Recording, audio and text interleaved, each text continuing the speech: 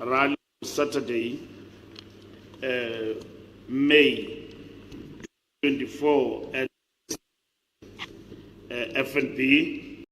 It will be the culmination of a vibrant election campaign that has reached every corner of the country.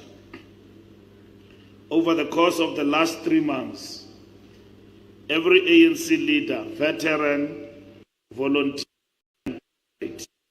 has been on the ground speaking to South Africans about their concerns and about the achievements of democracy and about the work that we need to do together to continue to improve the lives of all our people. Our campaign has reached every community, from large cities to small towns, from villages to townships, and from farms to suburbs across all 9 provinces of South Africa. We have been to churches, to mosques and temples, business people, teachers, young people, traditional leaders, the creative sector, and many other organizations. Of this campaign are the volunteers of the ANC, who have worked tirelessly and selflessly to achieve an ANC victory. They have done so without any expectation of reward, but because they committed to transformation of our country. Over the course of the last 3 months, we've seen a clear shift in the mood of the country. People are increasingly expressing their confidence in the ANC under the leadership of President Cyril Ramaphosa to build the economy and create jobs, to improve service delivery, to crack down on corruption, and to unite the people of South Africa. People have welcomed the progress the ANC has made in reaffirming their to continue to lead the transformation. While the support for the ANC has been steadily increasing, while we are confident of a decisive mandate, we know that this election is not won until voting stations close on Wednesday, 29 May. That is why we will be intensifying our campaign over the next few days. As we speak, the entire leadership of the ANC, COSATU, the SACP, and other formations of the broader democratic movement, the leagues of the ANC, the Women's League, the Youth League, the Veterans League, the South African Student Congress, the Congress of South African Students, we have seen them out there engaging in different sectors and communities and championing the cause of the ANC decisive victory. The tens of thousands of people who will fill up the FNB Stadium on Saturday for the Siyanqoba rally will be sending a message of confidence and hope. The symbolic handover of the FNB Stadium will be held on Friday, the 24th of May 2024 at 3 o'clock. Media are requested to converge at the media compound parking area. Media accreditation tax can be collected from Thursday, 23 May 2024 until Friday, 24 May at Hall 10, Nazareth, between 9 a.m.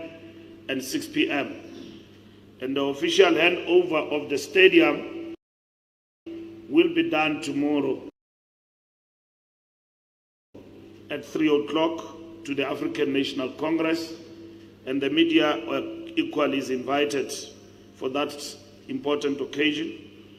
The first Deputy Secretary General of the ANC will preside together with the spokesperson over the handover tomorrow in terms of the stadium.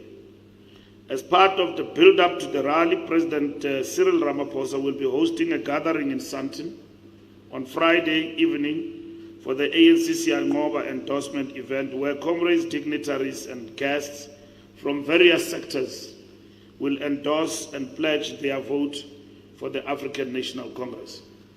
Since the capacity is limited for the Siyanqoba endorsement event, interested media are requested to submit their names by Thursday at 4 p.m. Given the interest in local government issues, we take this opportunity to reflect on some of the deliberate interventions made in solving the challenges of our communities on the ground. The 55th National Conference and its Executive Committee established a subcommittee in the form of the Local Government Intervention Task Team. This was primarily driven by the need to focus our attention to the critical challenges faced by municipalities, ranging from governance, financial, institutional, and service delivery issues. 2022, this committee, led by Comrade Park Stau, who's with me here today, visited the engaged communities on service delivery challenges. To date, several municipalities are stable and are working closely with provincial and national government to address their service delivery and improve the quality of life of Africans. As the ANC, we identified hotspot municipalities. These municipalities are monitored closely. Municipalities struggled to provide through the Local Government Intervention Subcommittee and its service delivery program. We are starting to see the following. The load shedding crisis is under control. Communities have experienced no load in 56 days. When we vote on Wednesday, the 29th, it will be 2 months without load shedding. It will be 2 months, it will be 60 days without load shedding. In Gauteng, we welcome the installation of the 1 MW microgrid for Amarasta informal settlement in Alexander and the 250 megawatt open turbines refurbishment. To the people of Johannesburg, waste removal is operating, electricity is restored in affected areas, and there is water in the majority of Johannesburg.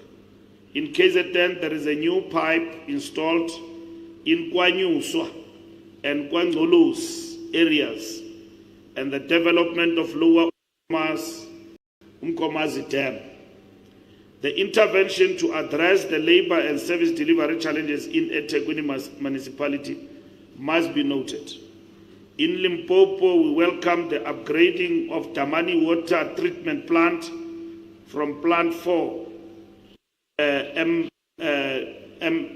Plant 4, and the construction of booster pump station at Mbahela Bulk Reservoir and the upgrading of Mutale raw water. In the Free State, electricity and water infrastructure has been built in areas such as Maluti, Apofu. The people of the Western Cape are suffering, and we are hard at work to address their issues. Our interventions have restored water in Eisner municipality. The ground,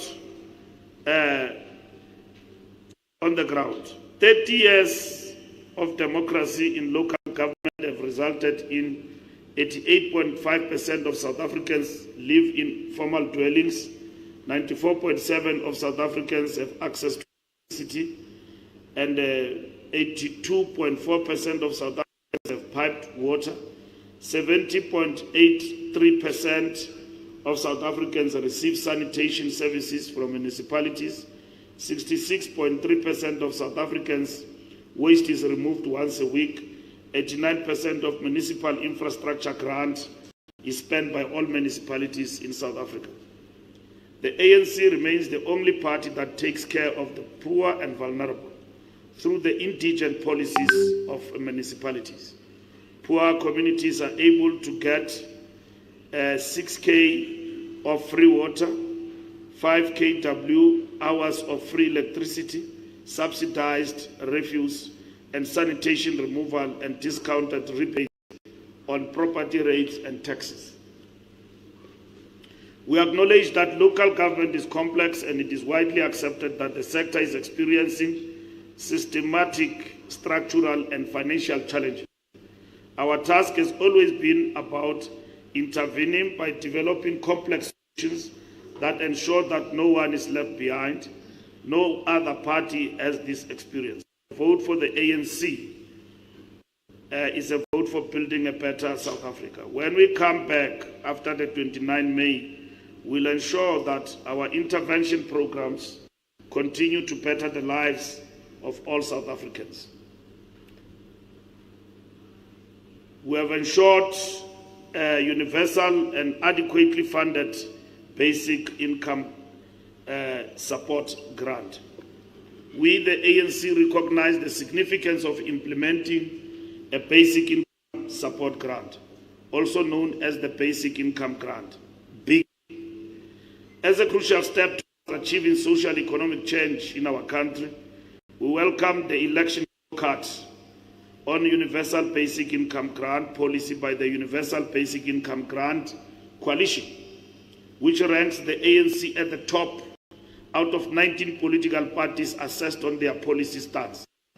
According to the UBIC report, the ANC scored 8 out of 12 points. We firmly believe that the well-being and prosperity of all citizens should be at the heart of our progressive economic and social policies. We are encouraged by a recent independent study from the University of Johannesburg that confirms the majority of South Africans fully support the introduction of a basic income grant support. In line with the ANC policy resolutions and our 2024 manifesto, we commit to the following key principles and actions. We acknowledge that the current temporary social relief of distress, which is a 350 grant, should serve as the foundation for the transition to a permanent basic income grant as to address the exclusion of a large number of people. We will improve the value of the grant and extend it to reach more beneficiaries. We support a basic income grant that benefits all individuals without work-seeking conditions. This grant will alleviate poverty and hunger for all vulnerable people, including caregivers, the unemployed, and those in precarious employment. We recognize the need to progressively achieve an adequate basic income grant support grant based on the principle of universality. Our approach will ensure inclusivity and adequate value indexed to scientifically determined poverty and sustainable financing that promotes equitable redistribution. This will include gradually increasing the income threshold to include more individuals and indexing the grant value to the minimum food poverty line, progressively moving towards the upper bound poverty line to effectively eliminate poverty in society. The ANC is committed to financing the basic income grant through progressive mechanisms to ensure financial sustainability and equitable redistribution.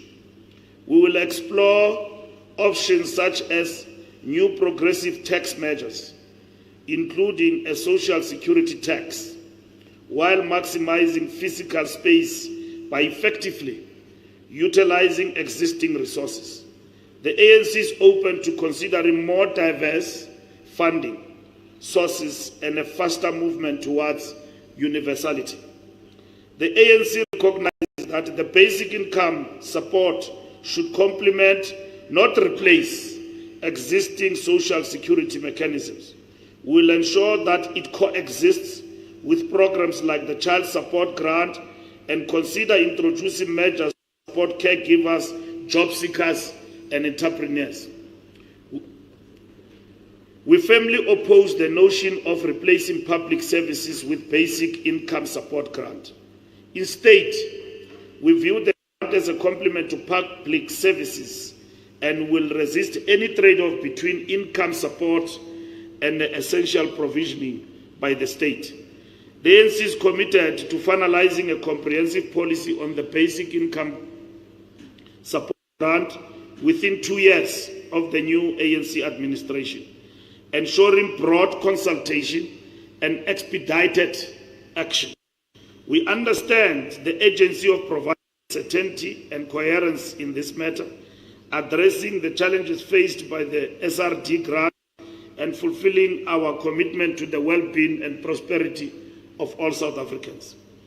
The ANC stands united in our mission to create a more equitable, just society, ensuring that every South African lives with dignity and security. In conclusion, as we enter the final days of this campaign, we wish to express the appreciation of the ANC leadership to the many thousands of volunteers who walked the streets of this country and visited the homes of our people. We also again send our thanks to the millions of South Africans with whom we have spoken over the last few months, who have shown that they want to be part of building a better South Africa and that they intend to vote for the ANC on the 29th May. We appreciate the feedback we have received, which was honest and sincere in the different homes, whilst people commit to the ANC. But this election too was a social contract, consolidation between the ANC and the people of South Africa, informed by our slogan, "Let's do more together." Our people have given us marching orders. We have seen with our eyes, we have heard with our ears, we have exercised our minds that indeed our manifesto is sharp and correct in terms of improving further the lives of South Africans. And this we have seen in the practical of working on the ground, interacting with people and different sectors about the issues that they have raised.